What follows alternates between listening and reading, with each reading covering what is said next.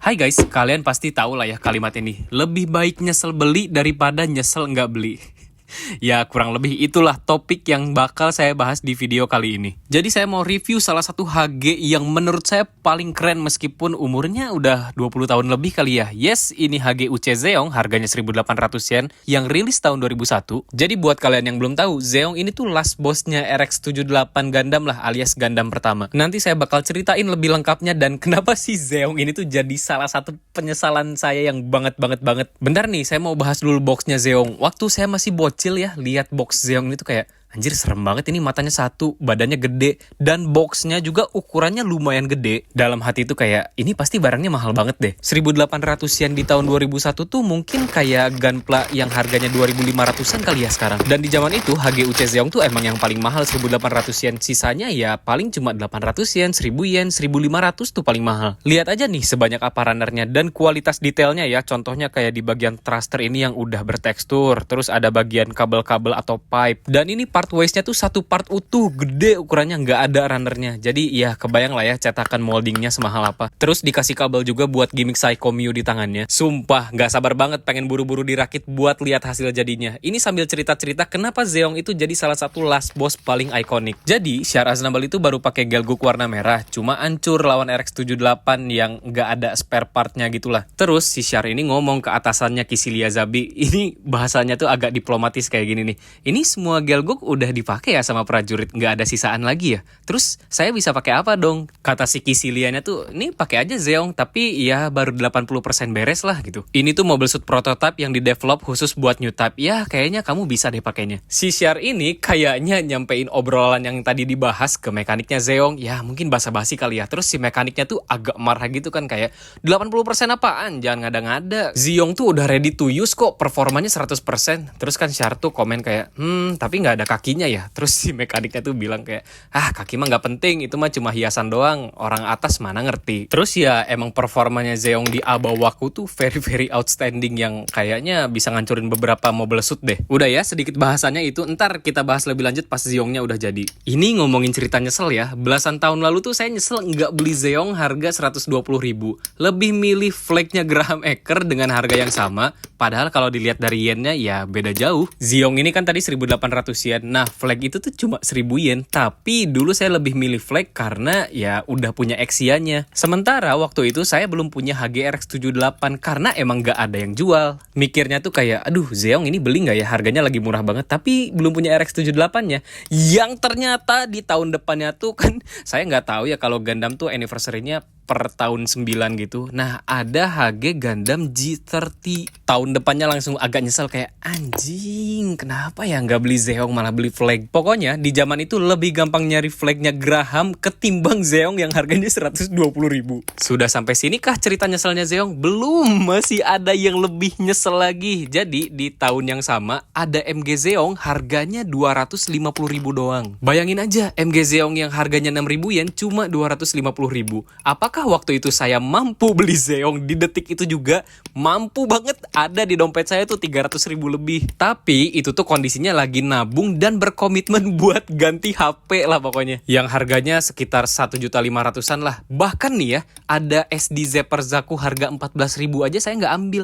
14.000 loh, kayak sekali makan aja beneran saya nggak ambil. Saking komitmen banget lah buat ganti HP. Ya ujung-ujungnya emang saya beli HP itu sih, tapi ya melepaskan Zeong yang 250.000 tadi.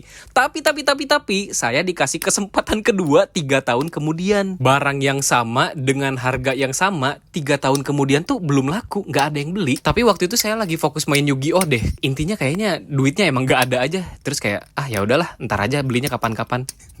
Ya kapan-kapan tuh masih kepikiran aja sampai belasan tahun kemudian kayak, buset, goblok juga ya, MG Zeong nggak dibeli harga 250.000. Tapi at least penyesalan HG Zeong yang dulu 120.000 udah ketebus lah. Soalnya ini saya dapat HG Zeongnya cuma 150.000 doang. Nah, ini nih yang kayak saya bilang di video sebelumnya. Yang namanya wishlist mah kalau udah dapat pasti seneng lah. Mau dapatnya belasan tahun kemudian juga pasti tetap seneng. Jadi, apakah lebih baik nyesel beli daripada nyesel nggak beli? Buat saya nih ya, lebih baik nyesel beli, tapi kalau harganya super duper steal deal banget kayak tadi tuh MG Zeong 250.000, HG Zeong 150.000. Kalau nyesel nggak belinya cuma karena entar barangnya jadi nggak ada, barangnya jadi rare, atau entar barangnya jadi mahal, kayak ya udahlah ya. Udah berapa banyak sih barang premium Bandai yang saya pengen banget tapi sampai sekarang saya belum punya. Yang jelas istilah tadi jangan dijadiin tameng alasan aja buat kalian yang emang nggak bisa nahan hawa nafsu. Apalagi kalau posting mainannya pakai caption hilaf.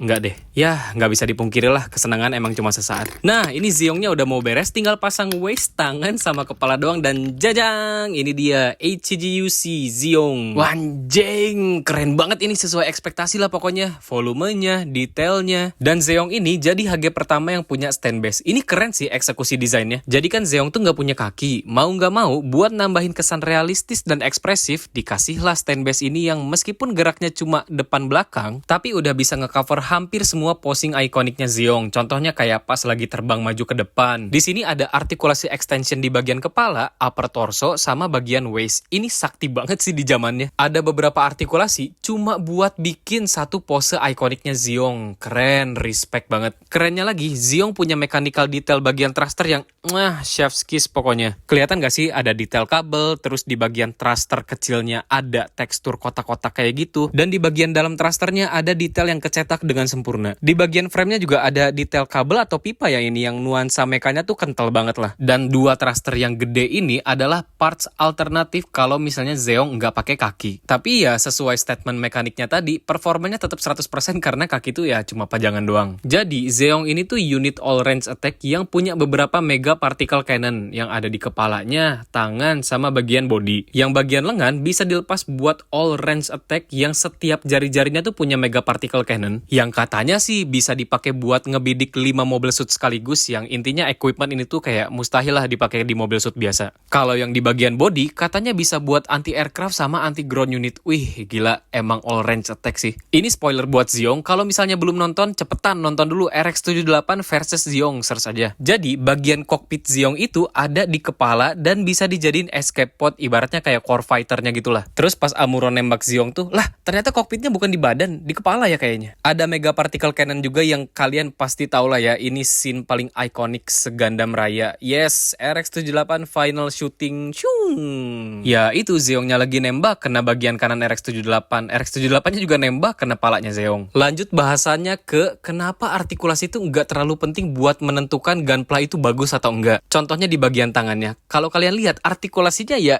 udah cuma seuprit doang. Bisa dilurusin tangannya tapi kayak ada penyangganya di bagian sini nih. Jadi kalau misalnya digerakin itu ada bunyinya kayak gini. Apakah Zeong butuh artikulasi tangan nekuk 90 derajat? Enggak lah, ngapain? Kalau ada yang komen kayak gini, ya sayang ya tangannya Zeong nggak bisa nekuk minimal 90 derajat, kalian pasti langsung dibacotin tuh sama mekaniknya. Kayak, ngapain bos? Ini robotnya buat berantem, gue udah mikirin alternatif yang lebih luas ketimbang tangan gerak 90 derajat atau bisa sudut lancip. Geraknya aja jauh lebih fleksibel karena dipakein kabel. Yang kerennya lagi, jelas karena Zeong ini punya jari-jari yang bisa digerakin satu-satu. Kalian pasti kepikiran sebuah pose kayak gini kan, ya semua orang juga pasti pengen gak sih ngeposein mainannya kayak gini. Kalau sekarang Zeong posenya bisa jauh lebih proper deh daripada cuma pakai stand base gini doang. Contohnya kayak di bagian tangan ini nih yang dipakein kabel, kan ini agak letoy gitu ya. Ya tinggal dikasih stand base juga beres kok masalahnya. Dan buat saya yang bikin respect tuh di bagian cannonnya body ini nih. Ini tuh parts terpisah. Jadi kalau kalian mau nge-repaint warna ungu ya tinggal dicopot aja part kecil ini. Kurang lebih meme ini bisa menjelaskan effort engineeringnya Bandai lah. Zeong ini punya struktur daleman yang bentuknya kotak gini doang. Kalau sekarang mungkin ini bisa dijadiin inner frame kali ya. Buat bikin Zeong ini yang ukurannya agak gede, build-nya tetap solid. Dan yang menariknya lagi, part separation dan color separation-nya tuh meminimalisir banyak banget seamline. Jadi seamline yang paling kelihatan tuh ya cuma segaris di frame ini doang sama di bagian badannya. Overall, Zeong ini bisa dirakit tanpa ada miscolor. Stikernya aja cuma di bagian mata doang. Kalau misalnya kalian mau detail up, bolehlah dikasih warna silver sama warna abu-abu. Dan ini beberapa pose keren dari HGUC Zeong.